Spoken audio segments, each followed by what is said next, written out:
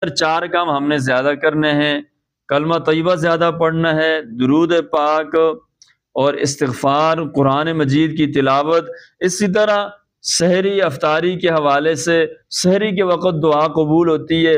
کتنی مشکلات ہیں، ہماری پریشانیاں ہیں، افطاری کے وقت ایک دعا لازمی قبول ہوتی ہے، تو افطاری کے وقت بھی ایک خوشی ہے اور سحری کے وقت بھی صائم یعنی روزہ دار کے لیے خوشی ہے۔ تو ہم ان موقعوں سے فائدہ اٹھا کر، سب سے بڑی جو بات ہے وہ یہ ہے کہ اس رمضان کا جو مقصد ہے آمد کا، وہ ہے انسان کی زندگی میں تقویٰ۔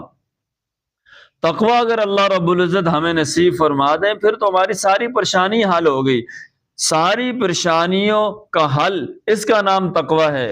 اور انسان اپنا تعلق مسجد سے جب جوڑتا ہے، مسجد کی چار دیواری سے جب تعلق جوڑ دیتا ہے، تو اللہ رب العزت اس کی ساری پریشانیاں دور کر دیتے ہیں۔